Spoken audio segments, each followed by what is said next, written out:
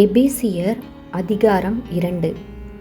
அக்கிரமங்களினாலும் பாவங்களினாலும் மரித்தவர்களாயிருந்த உங்களை உயிர்ப்பித்தார்.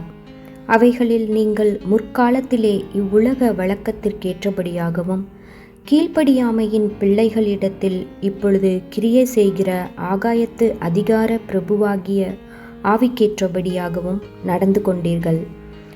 அவர்களுக்குள்ளே நாம் எல்லாரும் முற்காலத்திலே நமது மாம்ச இச்சையின்படியே நடந்து நமது மாம்சமும் மனசும் விரும்பினவைகளை செய்து சுபாவத்தினாலே மற்றவர்களைப் போல கோபாக்கினையின் பிள்ளைகளாயிருந்தோம்.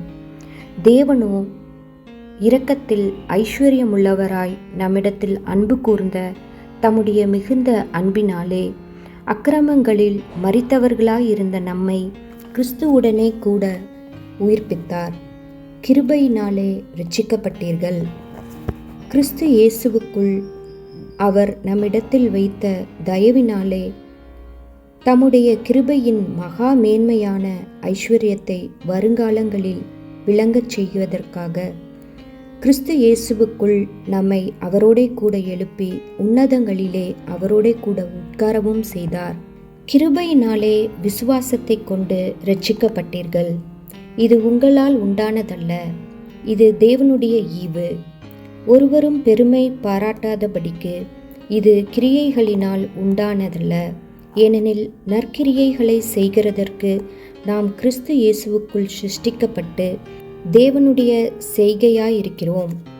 அவைகளில் நாம் நடக்கும்படி அவர் முன்னதாக அவைகளை ஆயத்தம் பண்ணியிருக்கிறார். ஆனபடியினால் முன்னே மாம்சத்தின்படி புறஜாதியாராய் இருந்து மாம்சத்தில் கையினாலே செய்யப்படுகிற விருத்த சேதனமுடையவர்களால் விருத்த சேதனமில்லாதவர்கள் எனப்பட்ட நீங்கள் அக்காலத்திலே கிறிஸ்துவை சேராதவர்களும் இஸ்ரவேலுடைய காணியாட்சிக்கு புறம்பானவர்களும் வாக்குத்தத்தத்தின் உடன்படிக்கைகளுக்கு அந்நியரும் நம்பிக்கை இல்லாதவர்களும் இவ்வுலகத்தில் தேவனற்றவர்களுமாயிருந்தீர்கள் என்று நினைத்து கொள்ளுங்கள். முன்னே தூரமாயிருந்த நீங்கள் இப்பொழுது கிறிஸ்து இயேசுவுக்குள் கிறிஸ்துவின் இரத்தத்தினாலே சமீபமானீர்கள்.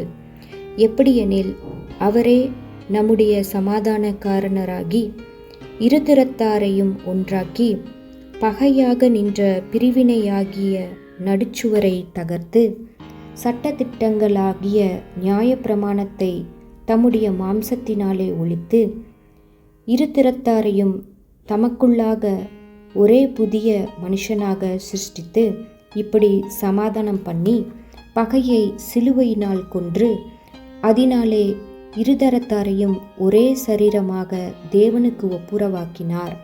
அல்லாமலும் அவர் வந்து தூரமாயிருந்த உங்களுக்கும் சமீபமாயிருந்த அவர்களுக்கும் சமாதானத்தை சுவிசேஷமாக அறிவித்தார். அந்தபடியே நாம் இருதரத்தாரும் ஒரே ஆவியினாலே பிதாவினிடத்தில் சேரும் ஸ்லாக்கியத்தை அவர் மூலமாய் பெற்றிருக்கிறோம்.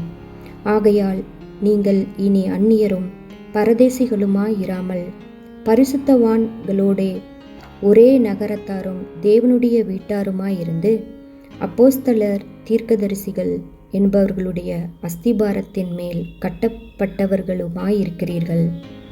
அதற்கு இயேசு கிறிஸ்து தாமே மூலைக்கல்லாயிருக்கிறார்.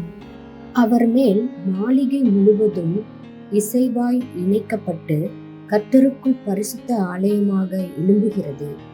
அவர் மேல் நீங்களும் ஆவியினாலே தேவனுடைய வாசஸ்தலமாக கூட்டி கட்டப்பட்டு வருகிறீர்கள்.